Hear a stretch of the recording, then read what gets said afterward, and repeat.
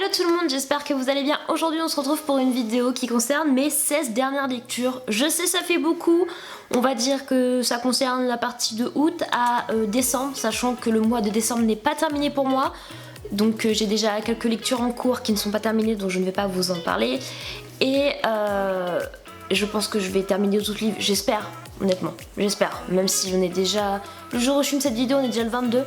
Donc honnêtement, je sais pas ce que ça va donner, mais je vais essayer d'en lire encore un petit peu plus pour cette fin d'année. Comme vous le savez, je lis autant de livres en version papier qu'en version numérique, donc je suis désolée, mais je vais être obligée de vous montrer la photo avec mon téléphone, étant donné que j'ai un souci avec mon logiciel de montage. Voilà, pour ceux qui ont suivi l'histoire, j'ai changé d'ordinateur et j'ai pas eu le choix que de changer de logiciel.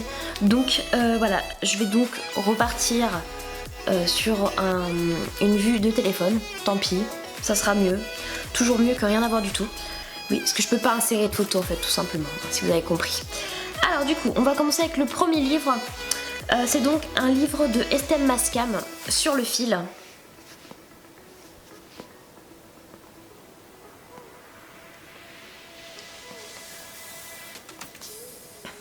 D'accord, et bien sûr, je ne gère pas du tout mon téléphone. Voilà, Sur le fil de Estelle Mascam. Je sais bien vous montrer la photo. Voilà, comme ça. Merci le retour écran. Merci de faire autant de lumière. J'adore. Alors, pour être honnête avec vous, ça fait très longtemps que je l'ai lu. Donc pour moi, c'est très compliqué de me rappeler exactement ce livre. Surtout qu'il m'a pas marqué plus que ça. Honnêtement, je l'ai bien aimé. Je lui ai mis 5 étoiles sur Goodreads. Mais... pourquoi j'ai mis 5 étoiles? Alors déjà, pour commencer... je m'attendais à mieux, je pensais que ça allait être un peu plus addictif, ça l'a pas été autant que je le pensais. Et elle nous tient quand même en haleine, mais pas autant que j'ai pas, on va dire, pas le même engouement que j'ai pu avoir pour 10 000. Ça vous parle 10 000? Bien sûr que ça vous parle. Voilà. J'avoue que j'ai pas compris au début ce qui se passait pour Mackenzie, parce que Mackenzie est une jeune fille qui clairement a renié ses amis. Voilà, ses amis ont vécu un moment très difficile, ils ont perdu leurs parents. Et j'avoue que j'ai pas compris qu'elle les ait abandonnés, donc notamment sa meilleure amie et son potentiel petit ami. Quand je dis potentiel petit ami, c'est qu'ils étaient sur le point entre guillemets de se mettre ensemble. J'ai pas du tout compris pourquoi elle les a lâchés du jour au lendemain. Par contre, on a réellement une explication au fil du livre, bien évidemment. Mais j'ai quand même apprécié le personnage de Jaden, qui est donc son potentiel petit ami, comme je disais, qui ne lui tient pas rigueur. Voilà, on comprend que ses sentiments dépassent la rancune, ce qui est bien, mais j'aurais bien voulu qu'il s'exprime un peu plus, qu'il montre un peu de plus de rancune en son égard, qu'il lui fasse comprendre que ce qu'elle lui a fait, ça lui a fait mal et qu'il avait besoin d'elle. Et c'est ça que j'ai moins aimé. Voilà pourquoi j'ai pas mis de coup de cœur pour ce livre. Je l'ai bien aimé, il est bien écrit, c'est Estelle Mascam, donc c'est pas non plus du grand art, mais voilà, c'est bien écrit, donc pourquoi pas. Sur le fil d'Estelle Mascam, je lui ai mis 5 étoiles.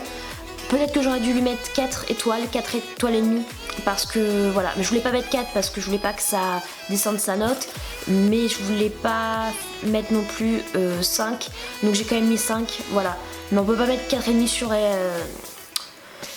Goodreads, donc c'est dommage. Ça y est, j'ai terminé le dernier tome de la saga Outlander, la partie Lord John. Donc, s'appelle donc Le prisonnier écossais. Je vous montre la photo, voilà, comme ça, The Scottish Prisoners. Sur Goodreads, je lui ai mis 5 étoiles et je vous explique pourquoi.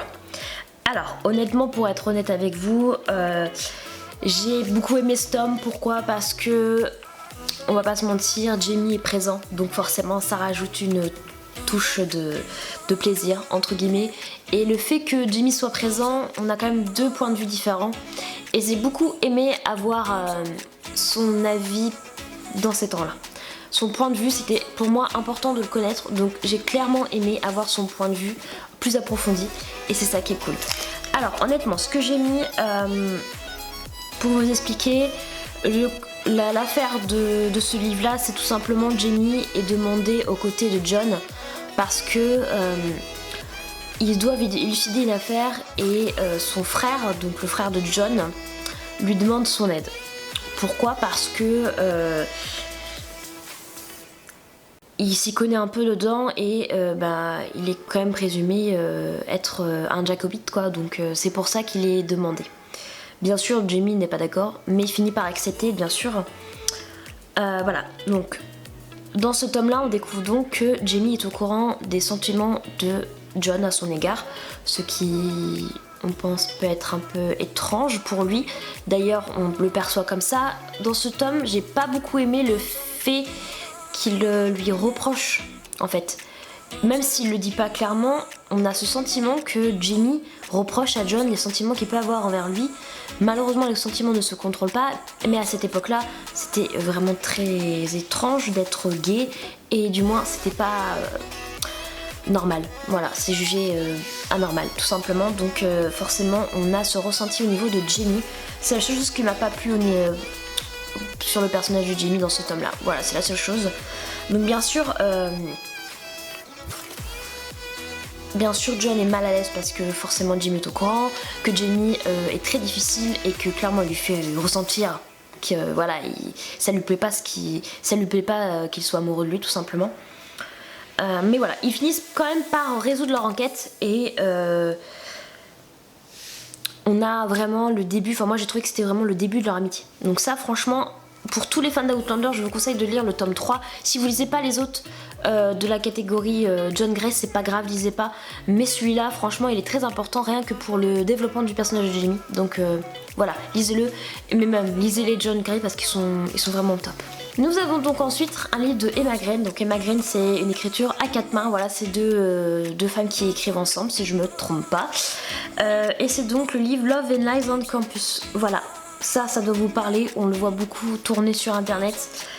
J'ai lu, alors là sur Goodreads j'ai juste, parce qu'en fait il faisait pas le tome en entier, donc j'ai juste marqué sur le tome 1. Mais en gros, voilà, mon avis sur ce tome là. Emma Green, c'est pas le premier livre que je lis, mais c'est le premier livre qui me plaît autant. C'est donc une histoire qui se déroule sur, bien évidemment, un site universitaire. Et on va donc suivre une jeune fille qui est donc étudiante et qui craque en secret pour le meilleur ami de sa sœur. Voilà, donc c'est très cliché, mais quand je dis cliché, c'est vraiment très cliché. Mis à part le fait que ce soit cliché, l'histoire est quand même assez addictive. Je vous explique pourquoi. Donc, elle tombe amoureuse du meilleur ami de sa sœur. Bien évidemment, ils commencent un petit peu tous les deux à finalement se tourner autour, pour une raison que vous allez sûrement comprendre en lisant le livre, bien sûr, parce que je veux pas trop spoiler. Et du jour au lendemain, la sœur de cette fille-là disparaît. Et donc, suite à ça, ils vont essayer de freiner leurs sentiments et d'essayer de trouver où elle se cache, ce qui lui est arrivé, pourquoi ils n'ont pas de nouvelles. Voilà. C'est un mystère et c'est surtout une enquête, entre guillemets, si on veut. Et on va dire que durant tout le livre, ils essayent de clairement oublier qu'ils ont des sentiments l'un pour l'autre, même si des fois ça les rattrape un peu. Voilà, ils essaient vraiment de se restreindre et de pas tomber dans les bras de l'un de l'autre. Mais voilà, honnêtement, j'ai beaucoup aimé ce livre parce que clairement, l'enquête, dès qu'on a l'impression de connaître et de savoir ce qui s'est passé, on se rend compte que c'est finalement pas la vérité, qu'il y a encore quelque chose qui se cache derrière. Donc ça, franchement, ça nous tient extrêmement en haleine. Et ce que j'ai bien apprécié, c'est que une fois qu'on a la vérité sur cette histoire, le livre ne s'arrête pas là. Voilà, on a encore un petit peu l'évolution des personnages. Bon, elle est pas non plus très longue, mais durant quelques chapitres, je sais plus, peut-être 3-4 chapitres, on a l'évolution des personnages à la fin et vraiment le point final de cette histoire. Donc ça, c'est plutôt cool. Franchement, j'ai beaucoup aimé ce livre. Alors, si vous l'avez déjà vu, vous savez très bien qu'il fait beaucoup de pages. Moi, pour ma part, je l'ai lu en format audible. Donc, franchement, j'ai pas vu le nombre de pages, donc clairement, c'est moins stressant, je trouve. Mais voilà, ce livre-là de Emma Green m'a donné envie de relire les livres de ces auteurs-là. De cet auteur, on va dire cet auteur, ce sera plus pratique. Voilà, ça m'a donné envie d'en savoir un peu plus sur cet auteur-là et de lire d'autres livres qu'elle a écrit. Donc voilà. Qu'est-ce que vous me conseillez si vous avez déjà lu Emma Green? Qu'est-ce que je dois lire en priorité dans ces livres? Allez, je suppose que vous y attendez. On va parler des Bridgerton. Donc déjà on va parler du tome 1 et 2. Donc on va le séparer en deux, ce sera plus pratique. Si vous avez lu cette série, forcément vous allez trouver que la première partie de Daphné et Simon est à peu près pareille. Je dis à peu près, hein, mais il y a quand même quelques changements. Elle est plutôt représentative du livre. Par contre, la partie d'Anthony, il y a beaucoup de changements, vraiment. Alors, ce premier tome, donc la partie Daphné et Simon, qu'est-ce que j'en ai pensé? Alors, pour être honnête avec vous, j'ai pas mis 4, enfin j'ai pas mis 5 sur Goodreads parce que, à cause du tome 1, on va dire, parce que Daphné, j'ai du mal, vraiment. Alors, dans le livre, forcément, on a quelques détails qui changent.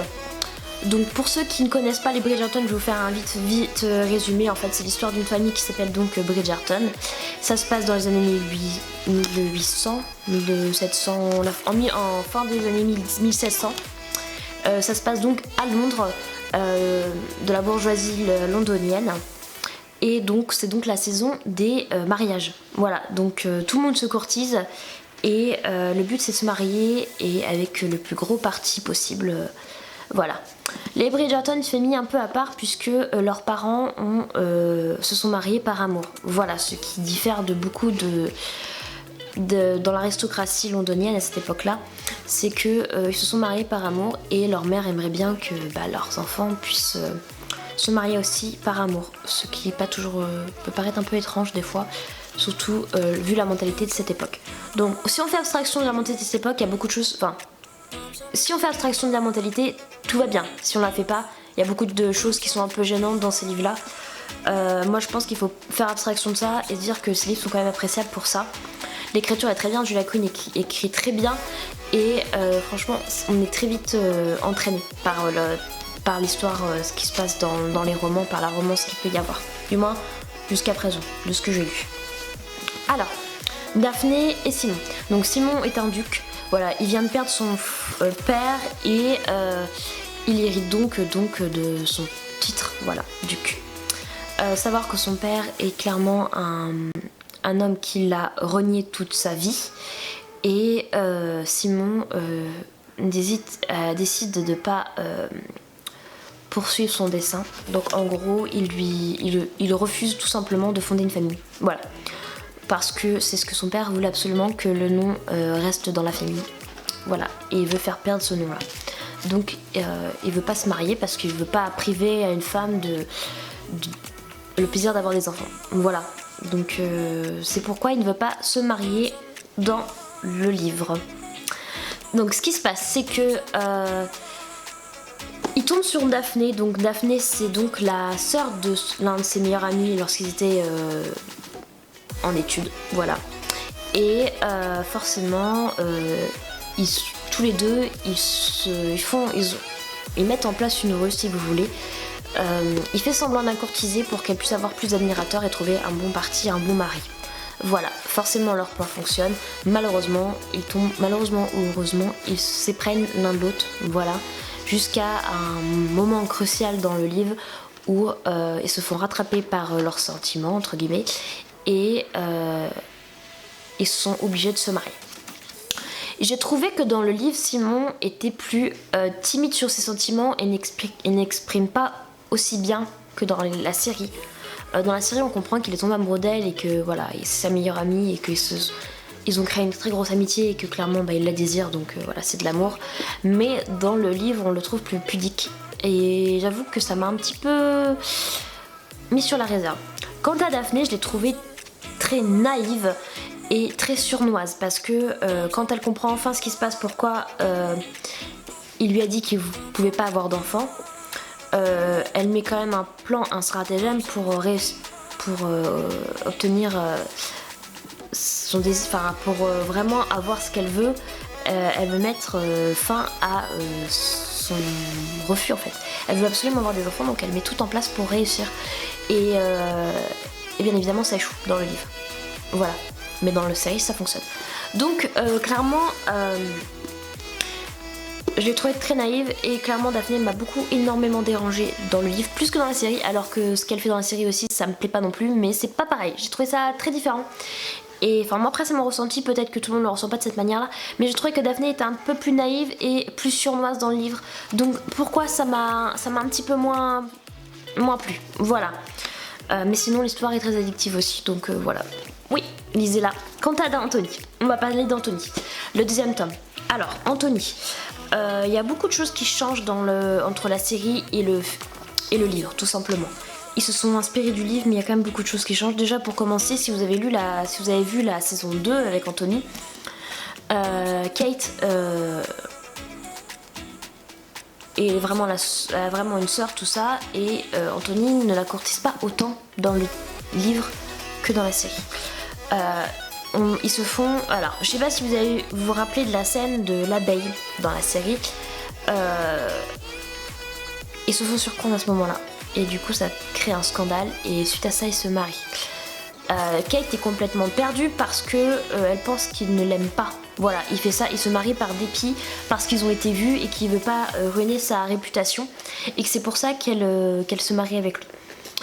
Forcément, on apprend par la suite que ce n'est pas le cas et que il l'aime vraiment, voilà, mais il le montre pas et on a vraiment ce ressenti de Kate où on a l'impression que elle se sent un peu délaissée et vraiment l'impression qu'il se marie par dépit, voilà.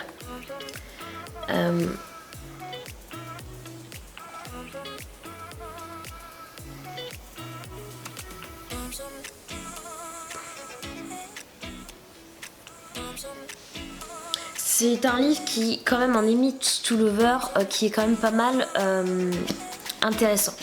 J'ai trouvé quand même quelques clichés, donc l'histoire de j'ai peur de l'orage, franchement c'est très cliché, on l'a autant dans la série que dans le livre, mais j'ai trouvé que dans le livre les sentiments naissaient un peu plus et on les ressentait un peu plus. Voilà, j'étais un peu plus éprise du livre que du film, enfin du film, de la série. Donc clairement moi j'ai beaucoup aimé ce livre. Et voilà, la différence c'est que Anthony ne va pas jusqu'au bout d'épouser Edwina. Voilà, ça s'arrête là et on voit toute la différence et l'évolution de leur mariage lorsqu'ils se marient. Voilà. J'ai quand même mis une petite note sur Goodreads parce que je veux quand même la marquer pour que ça... vous comprenez quand même ce qui se passe dans les années du XVIIIe siècle. Il faut vraiment que vous compreniez la petite note que j'ai marquée. Donc n'oublions pas que l'histoire se déroule au XVIIIe siècle, les mœurs ne sont pas les mêmes et la haute société est bien décrite. Donc oui, c'était normal de se marier pour ne pas finir vieille fille. Pensez à le lire avec un avis critique, mais correct. Et surtout avec des yeux de maintenant. Ce genre de pensée n'est pas acceptable de nos jours. Voilà, c'est ce que je tenais à vous expliquer, c'est ce que je vous ai expliqué depuis le début. C'est que c'est pas normal de penser de cette manière maintenant. Voilà. Mais par contre, faut pas oublier que c'était ce qui s'est passé à l'époque. Voilà, donc il faut être ouvert d'esprit, mais pas accepter. Voilà, vous comprenez? Critiquer, mais avec intelligence. Voilà, je crois que j'ai fait une boulette, je vous ai montré ce tome-là, alors que c'était pas le bon. Ça c'est le tome 3 et 4, au lieu de vous montrer le 1 et le 2. Bref, ça c'est Daphné et Anthony, et ça c'est Bénédicte et Colline. Voilà, c'est pas grave, on va s'en sortir quand même. Alors, celui-là je me rappelle plus facilement puisque je l'ai lu il y a très récemment, donc on va pouvoir parler un peu mieux de ces histoires-là. Donc on part avec le tome 3 qui est donc le tome de Bénédicte. Bénédicte est donc le deuxième fils de la famille et n'a pas autant de responsabilités que son frère Anthony déjà pour commencer. Donc Bénédicte est un peintre. Voilà, il aime beaucoup l'art et clairement il aime peindre. Il a une passion dans la vie même s'il ne le montre pas. Il tombe lors d'un bal sur une jeune femme masquée, donc il ne connaît pas son identité, il ne sait pas comment elle s'appelle, il ne sait pas vraiment à quoi elle ressemble puisqu'elle avait un masque. Et il tombe amoureux d'elle. Voilà, il tombe amoureux de cette jeune femme et comme Cendrillon, voilà, comme Cendrillon, elle s'en va. Voilà, donc il sait pas qui elle est et pendant un moment il la cherche, voilà. Il ne la retrouve pas et l'histoire se déroule après quelques années plus tard, jusqu'au jour où il retombe sur elle, mais il ne sait pas que c'est elle. En fait, il la sauve de son assaiillant. Voilà, il se retrouve à une fête et il protège l'honneur d'une jeune femme qui est donc une servante. Et suite à ça, il décide de l'emmener avec lui et finalement, ce qui se passe, c'est que son projet était de l'emmener dans la maison de sa mère pour qu'elle soit domestique chez les Bridgerton. Et donc il l'emmène dans son cottage parce que il fait nuit et qu'il pleut, tout ça, c'est le mauvais temps. Donc il décide de s'arrêter à son cottage avant, voilà, parce que la route est trop longue. À l'époque, tout se faisait à cheval, sachez-le. Donc forcément, c'est mieux de s'arrêter pour dormir. Donc il l'emmène dans son cottage. Finalement, elle passe plus de temps dans le cottage que prévu, puisque c'est une domestique et clairement pas nourrie aussi bien qu'elle devrait l'être. Et donc du coup, pendant qu'elle reprend des forces, ils créent une amitié tous les deux, jusqu'à temps que Bénédicte dévoile ses intentions envers elle. Voilà, envers elle. Sophie est un personnage que j'ai beaucoup apprécié dans ce livre. Elle ne se laisse pas faire, c'est ce qu'elle veut et ne veut pas devenir la risée et ne veut pas devenir une maîtresse. Voilà, la maîtresse d'une personne haute dans la société. Elle ne veut pas de ça, elle ne veut pas avoir d'enfant suite à une liaison. Et voilà, elle veut pas devenir cette personne-là. Donc, elle refuse toutes les avances de Bénédicte. Forcément, c'est très dur pour elle puisqu'elle est amoureuse de lui et que c'est bien évidemment la femme mystère qu'il recherche depuis des années. Bénédicte m'a un petit peu hérissé les poils parce qu'il m'a agacé à plusieurs moments. Il a insisté. Aujourd'hui, ce genre de mentalité ne passe pas dans notre société et heureusement. Donc ça m'a beaucoup énervé. J'ai quand même bien aimé son personnage, mais m'a énervé pour ça.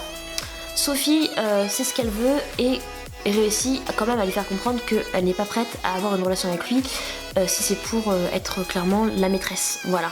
Puisqu'elle sait très bien qu'un jour il se mariera et que elle aura une position de maîtresse, donc elle sera quand même bien nourrie, logée, tout ce que tu veux, mais elle ne veut pas avoir ce statut-là dans la société, suite au rejet qu'elle a eu de son père.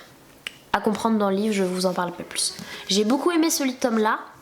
C'est pas mon préféré, mais j'ai découvert un Bénédicte qui m'a un petit peu énervée. Donc comme quoi, on n'a pas l'impression que certains personnages sont comme ça et on les découvre un peu plus lors de leur tome, donc c'est intéressant. Tadam, la partie colline. Bon, pour être honnête avec vous, je voulais absolument terminer cette partie avant de pouvoir faire la vidéo parce que je voulais absolument que ce soit frais dans mon esprit parce que c'est clairement un coup de cœur. Alors, je sais que beaucoup de personnes n'ont pas aimé cette partie avec Colline parce qu'ils l'ont trouvée insupportable.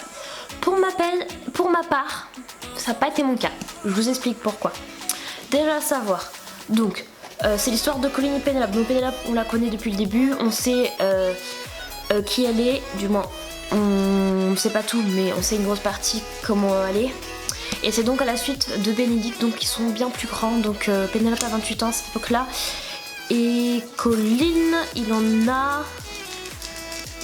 je sais plus, enfin dans une trentaine d'années, je sais plus si c'est 32 ou 33, un truc comme ça. Donc, Pénélope est considérée comme une vieille fille, puisque elle a 28 ans, donc à cette époque-là, c'est pas normal de pas être mariée. Voilà, on est considéré comme une vieille fille.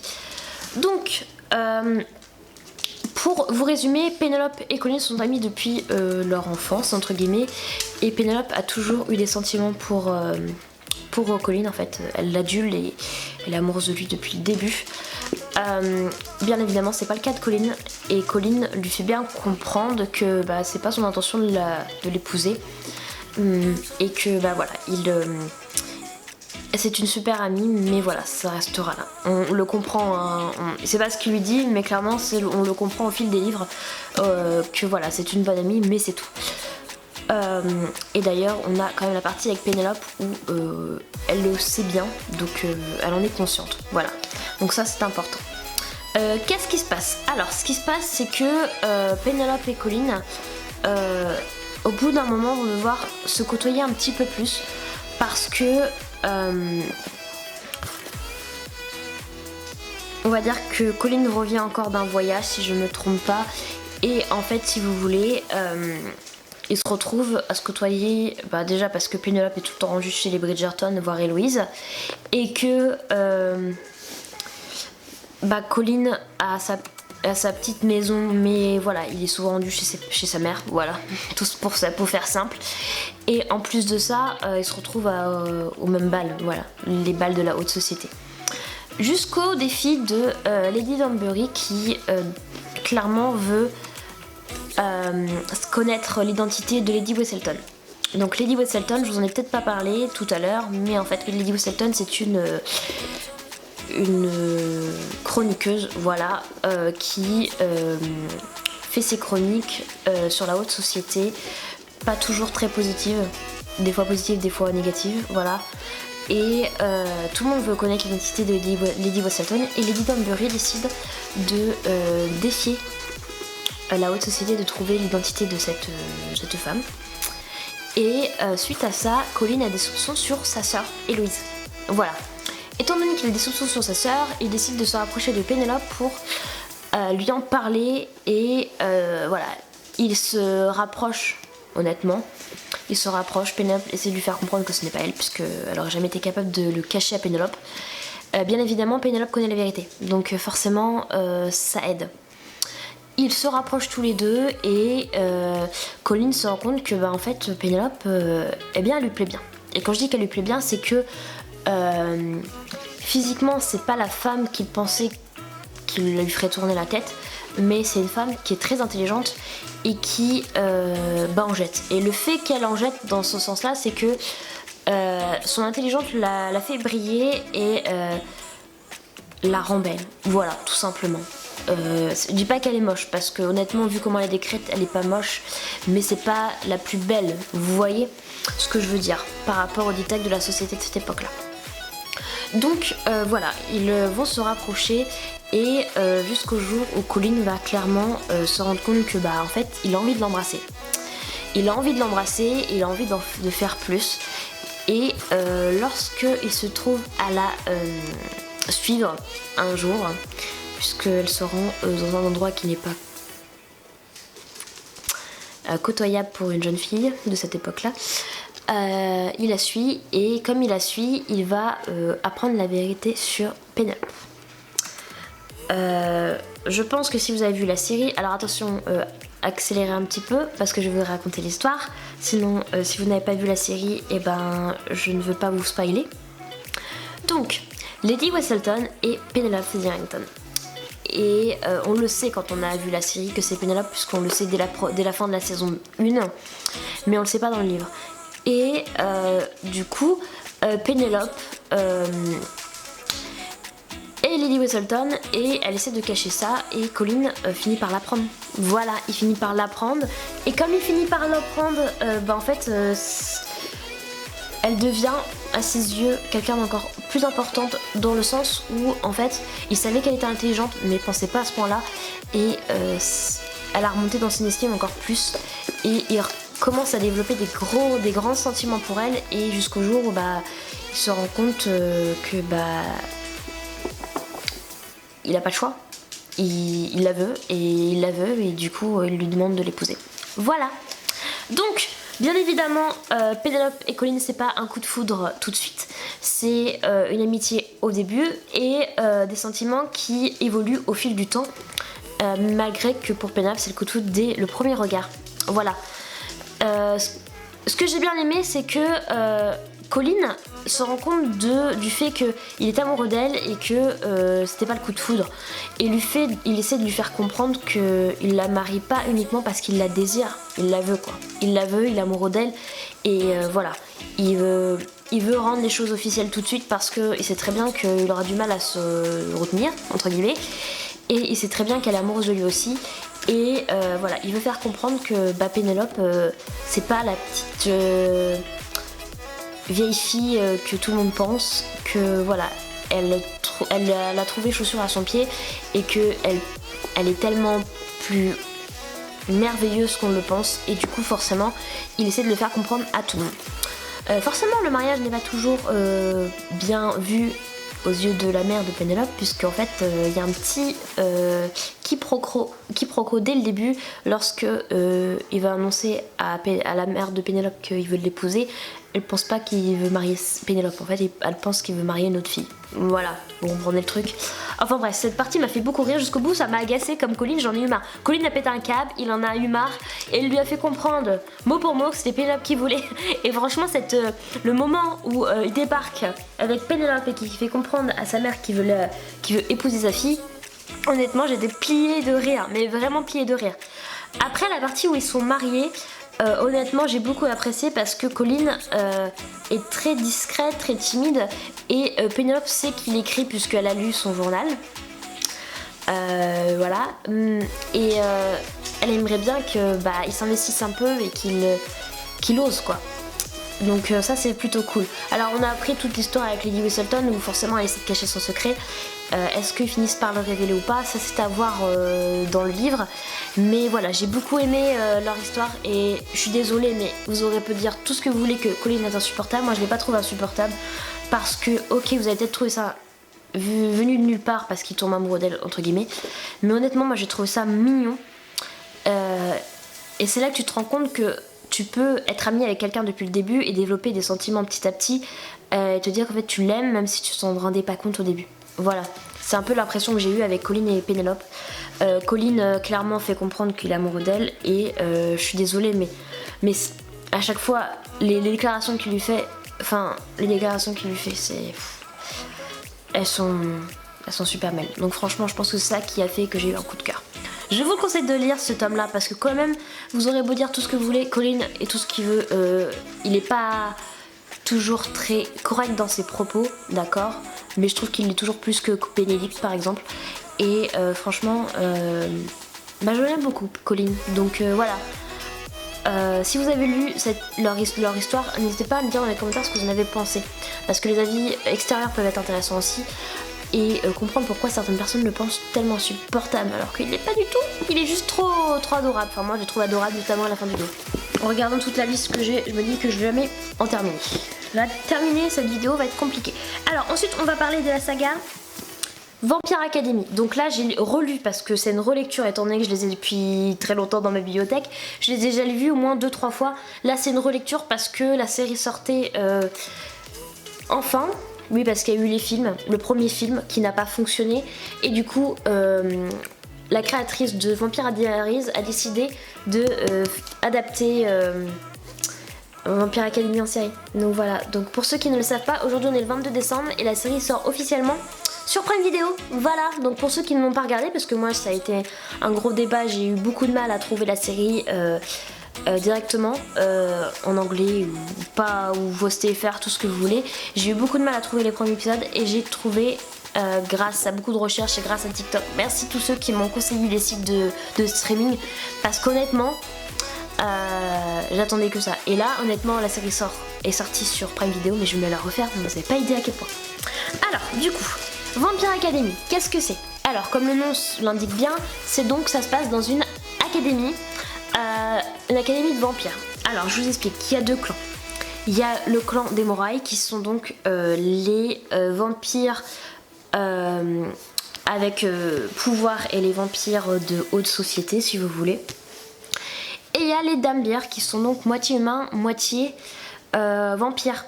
Voilà, donc ils n'ont pas la capacité de boire du sang, ils ne se nourrissent pas de sang. Par contre ils ont toute la force des vampires. Voilà. Les Morailles ne se protègent pas eux-mêmes et sont protégés par les Dambières. Donc en fait les Dambières sont durant toute leur scolarité sont entraînés pour protéger les Morailles à la fin de leurs études. Voilà, dès qu'ils vont avoir leur diplôme, ils vont être attribués à Morailles et devront les protéger pendant des années, voire plus, voire jusqu'à la fin de leur vie. Voilà. Les Morailles donc boivent du sang mais sont pas les vampires assoiffés. Après il y a donc les Strigoi. Donc les Strigoi sont donc des méchants vampires qui sont donc buveurs de sang vétérés et veut tout simplement régner entre guillemets. Enfin du moins ils sont décrits comme ça mais on se rend compte que voilà ils sont pas tout à fait comme ça. Voilà, donc ils sont les méchants vampires et beaucoup de Morailles se transforment. Voilà. Ils se transforment et même des dames bien. Donc voilà, c'est à savoir. On va donc suivre Rose et... Dites-moi pas que j'ai oublié le prénom. Lisa. Donc Rose et Lisa sont donc en fuite dès le premier tome, ce qui ne se passe pas du tout dans la série. Si vous avez regardé la série là, si vous l'avez vu, honnêtement c'est pas du tout comme ça que ça se passe en vérité. Et donc sont en fuite et sont donc rattrapés par un gardien qui s'appelle Dimitri Belikov. Et donc il va les ramener à l'académie. Bien évidemment Rose va avoir des sanctions puisque elle a loupé quand même une année d'études. Et en plus de ça, elle a emmené sa meilleure amie et elle est clairement la risée quoi. Voilà, elle va avoir des sanctions et voilà. Bien évidemment, on va devoir faire équipe avec Dimitri qui est donc le nouveau gardien attribué à Lisa. À savoir que Lisa vient de perdre ses parents et son frère et donc l'héritière de la lignée tout simplement des Dragomir. Donc c'est la seule rescapée. Donc elle est toute seule, donc il faut absolument la protéger. Mais vous n'avez pas idée à quel point. Donc voilà, Dimitri est attribué en tant que gardien même à l'académie, malgré que l'académie soit protégée par beaucoup de sorts, par beaucoup de choses, on ne sait jamais, notamment lorsqu'elle sort, il faut absolument qu'elle soit accompagnée de plusieurs gardiens. Et donc du coup, Rose va devoir s'entraîner avec Dimitri pour rattraper son retard. Bien évidemment, Dimitri est un gardien très beau et un gardien très doué, donc il progresse très facilement et voilà. Évidemment, elle en tombe amoureuse et c'est clairement dur pour elle de le résister puisqu'en fait elle se rend compte que lui aussi a des sentiments pour elle. Voilà. Donc c'est très compliqué pour eux parce qu'ils se rendent compte déjà qu'ils n'ont pas le droit parce que déjà prof-élève ça marche pas et en plus de ça ils ont une différence d'âge qui n'est pas expliquée dans la série d'ailleurs puisqu'on a l'impression qu'ils ont à peu près le même âge, ce qui n'est pas le cas dans les livres, ils ont quand même une différence d'âge. Et étant donné que Dimitri est le gardien de Lisa et que normalement ils doivent avoir deux gardiens et que Rose est censée être le gardien aussi de Lisa après, ils savent très bien que c'est pas possible, leur relation. Voilà. Donc bien évidemment il y a beaucoup de péripéties, on se rend compte que Lisa est très précieuse parce que son pouvoir n'est pas développé et qu'elle a un pouvoir très rare. La raison pour laquelle elles sont parties aussi, pourquoi elles ont fui, c'est aussi pour ça. On se rend compte que Rose s'est sacrifiée énormément pendant leur fuite puisque voilà, elle a servi de repas, voilà. Et franchement, c'est très addictif cette série. Alors je ne vais pas vous parler de chaque tome en particulier, je vous en reparlerai un peu plus tard lorsque j'aurai terminé les autres livres puisque il me reste encore 3 livres de la série. Ces livres-là sont très addictives. Franchement, Rose, moi je l'adore parce que c'est une badass. Et quand je dis une badass, vous n'avez pas idée à quel point. Franchement, je l'adore. Dimitri, je l'adore. Et puis, je suis désolée, mais Dimitri, moi je l'avais imaginé tellement d'une manière que franchement, je l'adore. Voilà, je kiffe Dimitri. Voilà. C'est un beau boyfriend très adorable, très badass, très tout ce qu'on veut et très beau. Voilà, tout ce qu'on veut. Donc clairement, si vous ne connaissez pas, si vous adorez la fantasy, allez lire Vampire Academy parce que honnêtement, cette série n'est pas si vieille que ça. Moi j'ai lu durant mon adolescence pour la première fois. Et là, ouais, je la relis et je suis toujours autant addict. Toujours. Et je l'ai toujours créé sur tous les toits que cette série, il fallait absolument la lire. C'est la meilleure série de vampires que j'ai lue jusqu'à présent. Voilà, j'en ai lu. J'ai même lu Twilight. À côté, ça n'a rien à voir, c'est encore mieux. Dans les vidéos précédentes, vous avez dû voir que j'avais commencé la série Olsen High et du coup là j'ai lu Scandalous, voilà, de L.G. Shane. J'ai aussi lu Bane, que je vous parlerai de Bane après. Dans Scandalous, c'est donc l'histoire de Trent et de Eddie. Donc Trent, je vous le rappelle, c'est donc le père de famille. Il a une petite fille qui s'appelle Luna et il a quand même pas mal de responsabilités et moi je l'ai trouvé bien plus mature dans ce livre-là que par rapport aux autres garçons dans les autres livres. Voilà, je les trouve. Après, comme je le disais, étant donné qu'il est père de famille, peut-être que eh bien, il a pris beaucoup de responsabilités et c'est pour ça que je le trouve bien plus mature que les autres. Alors, Eddie est donc la fille de l'un de leurs associés et son père désire qu'elle travaille et donc du coup lui trouve un travail dans la société des garçons. Et elle se retrouve donc à travailler pour eux, donc à être stagiaire si vous voulez, être un peu la bobonne si on veut aussi. L'assistante, on va dire, ça sera mieux de dire assistante. Et donc du coup, forcément, ils sont pas tous d'accord de l'avoir dans la société, puisque bah, c'est la fille de leur associé et ils la veulent pas quoi. Et Trent est contre d'ailleurs. Jusqu'au moment où il dit oui, puisque bah, il trouve ça marrant. Il trouve ça marrant parce qu'elle lui plaît. Elle a quand même 18 ans, il en a quand même... ils ont 12 ans d'écart, voilà. Donc au début, moi je vous le dis, hein, j'ai trouvé pas ça très très sain. Honnêtement, la différence d'âge ne me dérange pas. Par contre, le fait qu'elle ait que 18 ans et qu'il a... Ben, il en a 30. Voilà. Ça a été un petit peu moyen pour moi dès le début. Clairement, Eddie... c'est ce qu'elle veut, elle a un souci avec son père et c'est à expliquer au fil des chapitres ce qui s'est réellement passé et pourquoi elle lui en veut autant. On découvre un père tout à fait différent de ce qu'on pourrait imaginer extérieurement. Et voilà, elle n'est pas la petite fille, la petite princesse, vous voyez. Elle n'a pas d'argent de poche, elle doit se débrouiller. Et voilà, on va dire que Trent est un peu... ça lui plaît. Voilà, ça lui plaît de voir que cette fille-là a quand même tenté de voler sa mère, puisqu'en fait, il y a eu une scène où elle a volé le sac à main de la mère de Trent. Donc forcément, il l'a coursé et du coup, il a récupéré les biens de sa mère. Donc ça l'a clairement intrigué dès le début. Forcément, Trent décide de la prendre un peu comme l'assistante et du coup lui demande de faire du babysitting pour sa fille puisqu'il a besoin de quelqu'un. Voilà. Eddie finit par accepter parce qu'elle a besoin d'argent et forcément, en fait, au fil du temps, ils finissent quand même par se chauffer. Quand je dis qu'ils se chauffent, c'est que clairement, ils se lancent des pics, ils se draguent aussi. Jusqu'au jour où ils tombent dans le panneau tous les deux. Et là, voilà. On va dire qu'ils se font prendre à leur propre jeu et Trent découvre une autre fille, la fille qu'elle ne pensait pas qu'elle était. Voilà. Il connaît enfin la vérité, il comprend ce qui se passe, il connaît pourquoi, les raisons de ses agissements, puisqu'elle cherche des choses sur Trent, parce que c'est son père qui lui demande. On sait enfin pourquoi elle accepte le chantage de son père. Voilà, on comprend tout ça. J'ai beaucoup aimé ce livre-là, je l'ai trouvé un peu plus mature comme je disais, mais voilà, la différence de 18-30 ans, j'ai trouvé ça un petit peu bizarre au début. Voilà. Mais ensuite, nous avons Bane, toujours de la série Sin of the Saint. Bane, c'est donc l'ami, l'amant de... Comment ça s'appelait déjà dans le tome, je ne sais plus combien. Enfin bref. Bah non, mais c'est tout simplement dans Scandalous. Oui, c'est ça. Bah, dans le tome que je vous parlais tout à l'heure. Alors, Bane. Donc Ben a besoin d'un associé pour un projet et se tourne vers un homme très riche qui a une fille qui s'appelle Jess Carter. Et enfin, du moins, c'est pas sa fille, c'est sa belle-fille.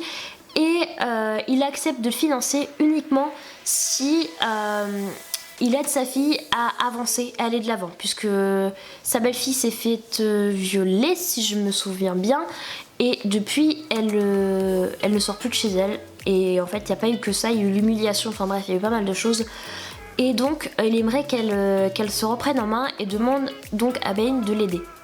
Voilà, en créant une amitié avec elle, tout simplement. Et surtout, faut pas qu'il lui révèle que c'est son père qui l'a engagé, entre guillemets. Donc forcément, au début, Bane, bon, c'est super facile de faire ça, voilà. C'est là qu'il se rend compte que en fait il connaît Jess Carter puisque elle lui plaisait déjà depuis le début et il l'a jamais eu, voilà. Et voilà, à partir de ce moment-là, il se dit bon ça va être simple mais pas si simple que ça. Donc forcément Ben se fait avoir à son propre jeu. Jess est assez réticente au début et au final elle tombe aussi dans le jeu et elle se fait avoir puisque elle tombe amoureuse de lui. Bien sûr, comme c'est beaucoup cliché, forcément ils s'en sortent à la fin. Et on se rend compte que le père de Jace n'est pas celui qu'il prétend être. Et que clairement, moi dès le début je l'ai senti très louche ce mec. Et forcément j'avais raison. Donc voilà, ce livre est très addictif pour ça. Franchement, j'ai beaucoup aimé leur histoire. Alors oui, très cliché encore, mais franchement, j'ai beaucoup aimé leur histoire. J'ai trouvé ça plutôt bien écrit et plutôt bien ficelé. Voilà, donc Bane, je l'ai mieux aimé que Scandalous. Ensuite, nous avons les 3 tomes de Styx Riders. Donc peut-être que vous connaissez pas, parce que c'est pas énormément connu. Nous avons le premier avec la colère d'Hadès. Comme ça, là. Donc l'auteur c'est Calypso Caldaigne. Elle est française, hein, pour information. Voilà, donc Hadès, alors je vous explique. Les Styx Riders c'est donc une bande de motards, voilà. Donc tout ce qu'ils font n'est pas très légal. Voilà, c'est une bande de motards et voilà, c'est pas très légal. Voilà, alors tout ce qu'ils font c'est pas très légal. Donc clairement Hadès est donc le fils du je vais dire commandant parce que je sais plus comment il l'appelle et en fait lui il s'est fait avoir avec une fille et du coup bah depuis il est un cœur de pierre et il veut plus sortir avec quelqu'un, il veut plus côtoyer personne, que des coups d'un soir et c'est tout quoi. Et il tombe sur Eden qui est donc une jeune fille qui débarque tout simplement dans leur ville et elle est très mystérieuse puisqu'en fait on ne sait pas d'où elle sort quoi au début. On en apprend un peu plus sur son identité par la suite. Et Eden est en fait en réalité une fille de motard, donc d'un club associé dans une autre ville. Et au début il ne le sait pas jusqu'au jour où il l'apprend tout simplement. Et elle l'intéresse énormément et au début lorsqu'elle débarque elle tombe en panne et c'est lui qui l'aide. Voilà.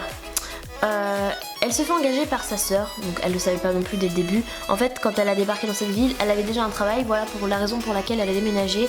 Elle s'est installée ici et elle avait aussi un logement puisque sa patronne lui proposait un logement avec. Voilà. Donc c'est la sœur d'Hadès, sa patronne. Voilà. Donc Hadès est un tatoueur et fait partie des Styx Riders bien sûr.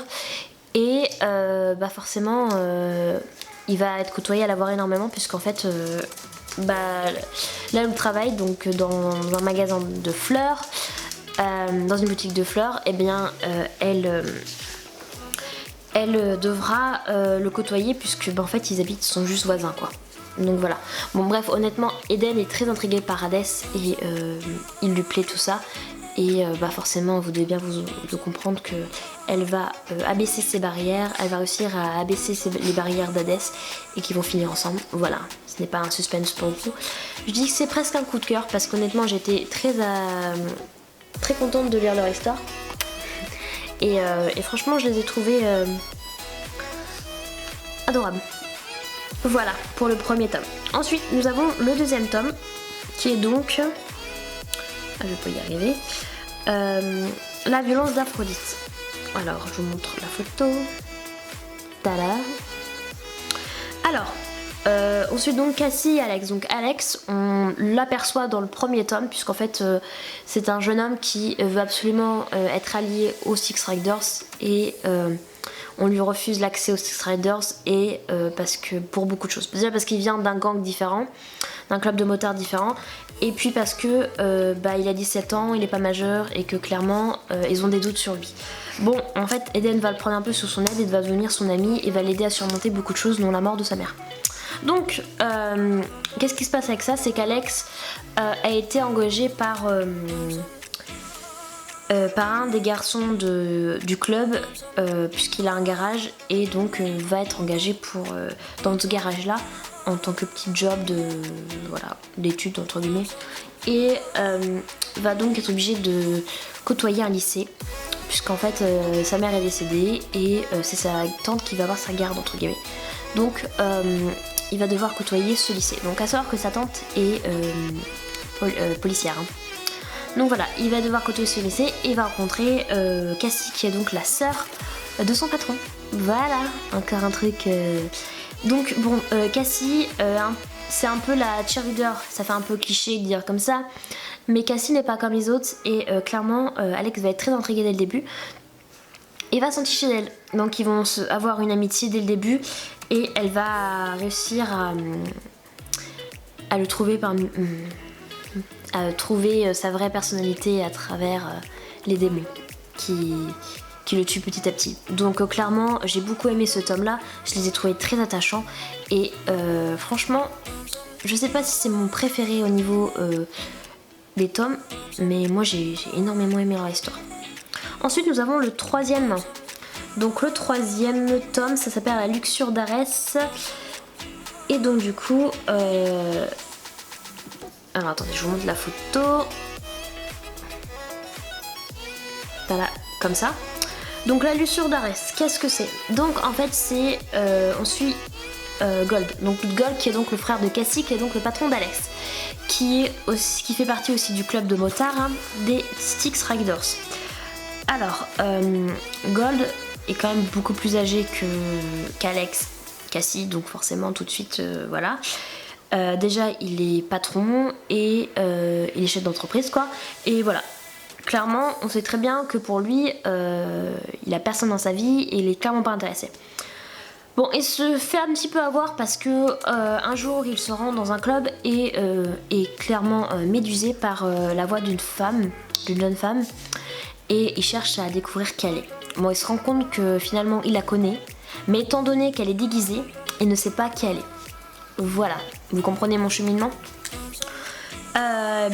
C'est très, franchement, cette histoire elle était très pépite parce que, en fait, nous on sait qui est cette femme, et en fait cette jeune femme c'est la meilleure amie de Cassie. oui, vous sautez encore le truc là.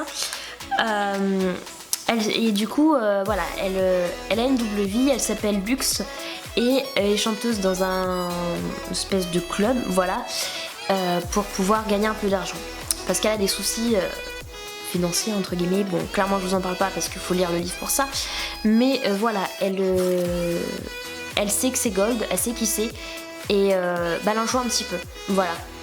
Sachant qu'à ce moment-là, Cassie n'est plus présente puisqu'en fait elle a déménagé pour poursuivre ses études et Cassie demande à Gold de s'occuper de Ruby parce qu'elle a des soucis, tout ça. Et c'est très marrant parce que du coup on a Gold avec Ruby et on a Gold avec Lux. Et au final, Gold finit par découvrir sa vérité, sa réelle identité et il fait de perdre le coup, quoi. Donc franchement, elle est très addictive cette série de livres, franchement ils sont vraiment géniaux et j'étais surprise de voir que peu de personnes en parlaient. Donc n'hésitez pas à les lire. Donc It Ends With Us, Jamais Plus de Colleen Hoover, on va en parler ou on va pas en parler? Bon, on en parle. Alors, à savoir que pour commencer, sachez que j'ai été énormément touchée par ce livre. Colleen Hoover a tendance à m'émouvoir dans ses mots et honnêtement elle m'a encore émue une nouvelle fois. Donc, dans ce livre-là, on parle quand même de maltraitance et tout ce genre de choses. Et sachez que il y a un deuxième livre qui est sorti. Donc, il devrait être publié, si j'ai bien compris, en français au mois de janvier, si je ne me trompe pas. Voilà.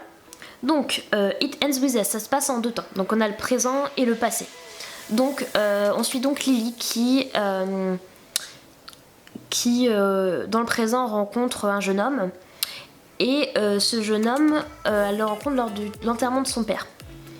Il lui plaît dès le début et lui c'est clairement un homme à femme, c'est un chirurgien, il veut pas de relation, voilà, il veut juste des coups d'un soir entre guillemets et c'est tout. Et finalement ils n'arrivent pas à leur fin puisque voilà, il se passe un truc et ils n'arrivent pas à avoir une relation sexuelle ni quoi que ce soit, donc voilà, ça s'arrête à là et ils sont pas supposés se revoir. Sauf qu'ils finissent par se revoir puisque elle engage sa sœur. Donc elle ouvre un magasin, donc je crois que c'est une boutique de fleurs aussi, je me trompe pas, voilà. Et elle l'embauche en tant que vendeuse et ils sont amenés à se revoir. Donc à partir de ce moment-là, comment il s'appelle, je vais retrouver son prénom.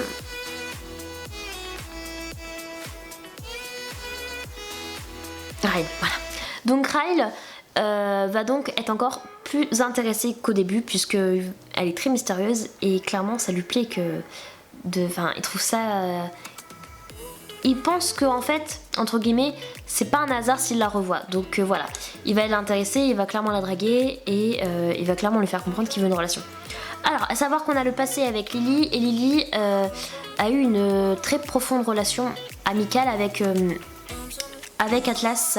Donc Atlas était un jeune SDF à cette époque-là, et on ne sait pas si elle l'a pris trop en pitié, mais du moins elle l'a beaucoup aidé, et ils se sont devenus amis, et ils ont grandi ensemble, et voilà, elle pensait plus jamais le revoir. Voilà, sauf que Atlas revient, bien sûr, sinon on n'en parlerait pas, et il met un petit peu son grain de sel, et forcément ça la tourmente de le voir quoi. Enfin, elle s'attendait pas à le revoir, et clairement bah, ses sentiments refont surface tout simplement. Et si vous voulez, Lily est dans une passe très difficile puisqu'elle vient de se marier avec Ryle, et Ryle est violent. Donc Ryle est violent et c'est pas normal. Et Lily a l'impression de revenir des années en arrière lorsque son père battait sa mère, lorsqu'il abusait d'elle, lorsqu'il lui faisait du mal, tout ça devant les yeux de Lily. Et elle a vraiment cette impression d'avoir pris la place de sa mère.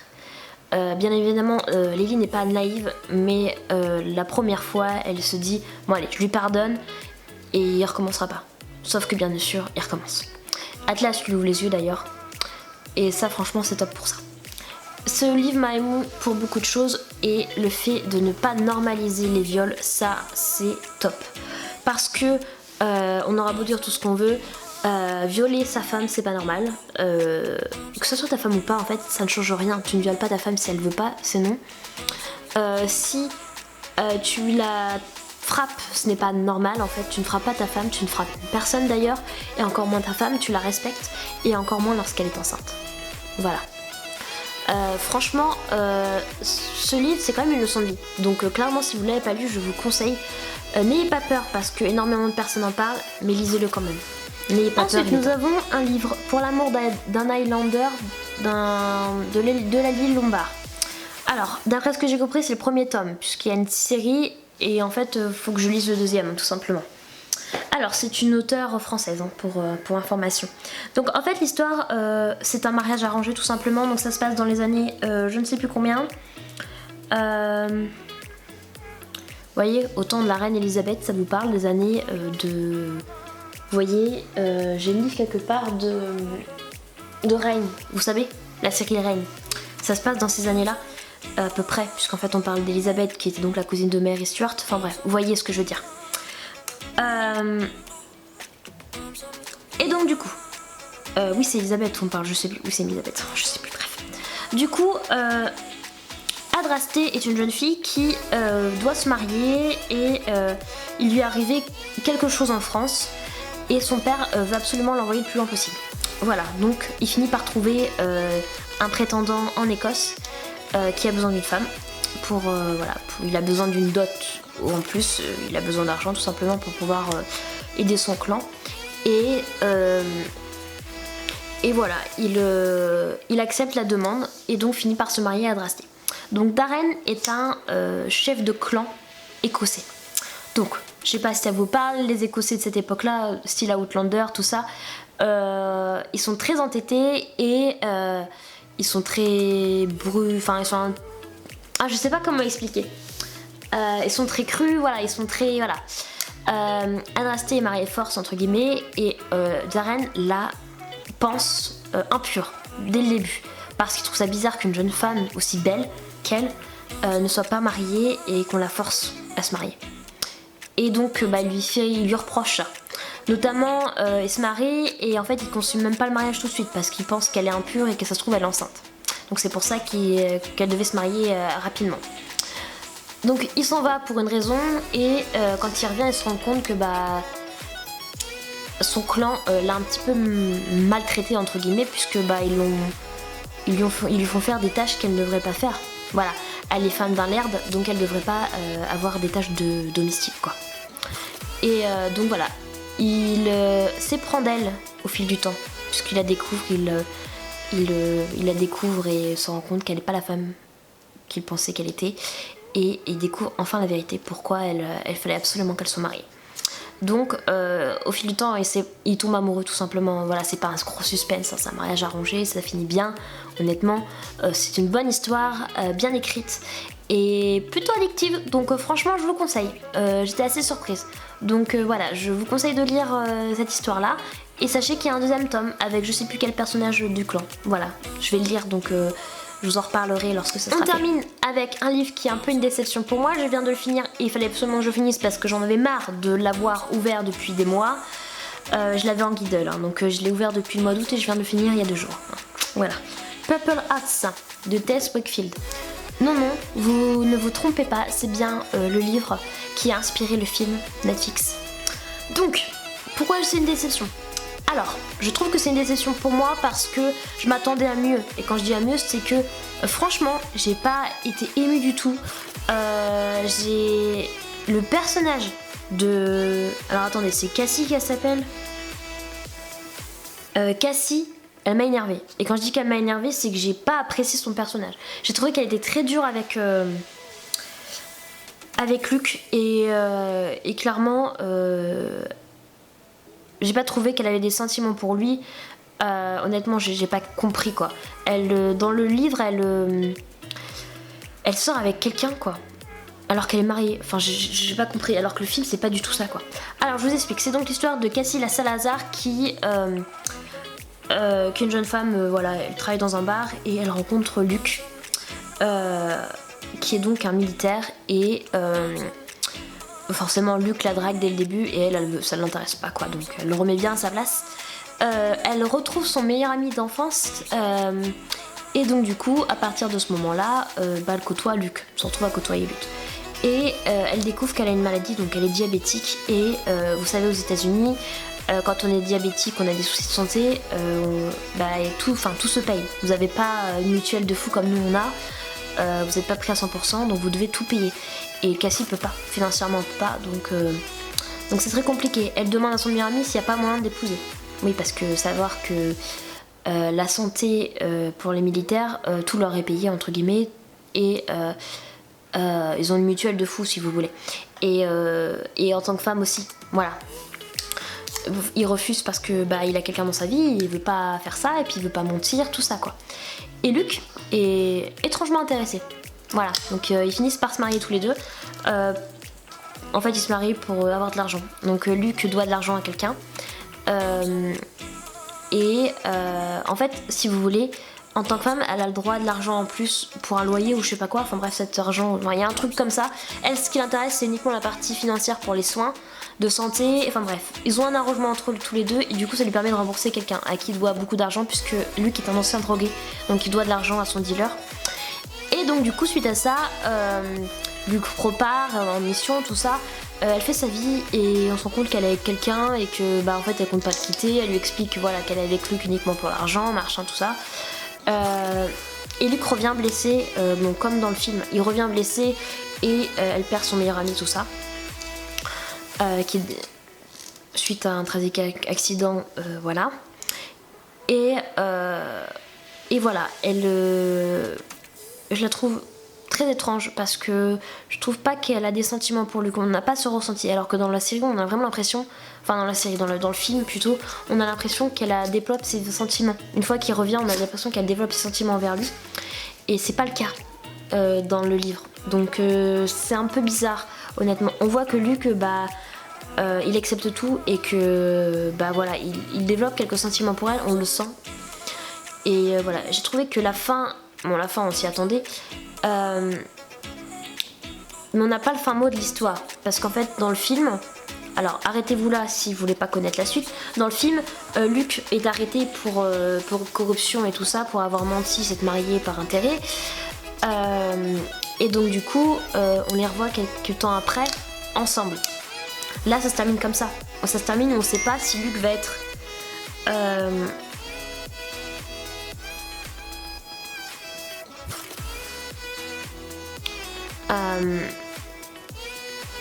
on ne sait pas si on ne sait pas si je suis désolée si j'ai reçu un message et je comprends rien.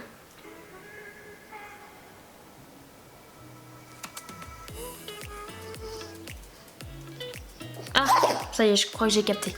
Un peu bizarre parce que... Bref. Du coup...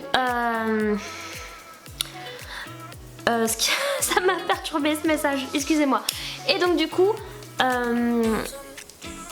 ça se termine où on sait pas si Luc va aller en prison suite à ça ou pas. Et ça m'a un peu perturbée parce que j'aurais bien voulu savoir le fin mot de l'histoire. Quant à l'écriture de l'auteur, elle est plutôt pas mal, mais honnêtement, moi l'histoire je l'ai pas trouvée terrible quoi. Enfin, moi j'ai pas ressenti les émotions, donc c'est pour ça que j'ai mis qu'un 3 sur 5 à cette lecture. Et je me suis un petit peu ennuyée. Voilà.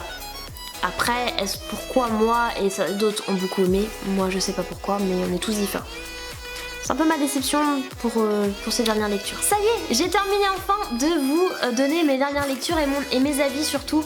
Donc voilà, comme d'habitude, n'hésitez pas à mettre en commentaire si vous avez des avis sur certains de ces livres que je vous ai présentés. N'hésitez pas qu'on est là pour partager et surtout pour dialoguer entre nous et donner nos avis, nos critiques, tout ça. Donc n'hésitez pas. Tout ça, bien sûr, bien dit dans le respect de tout le monde, n'hésitez pas, voilà. Un petit like pour cette vidéo si vous voulez que je vous en refasse de ce genre-là. N'hésitez pas à vous abonner si c'est toujours pas fait, voilà.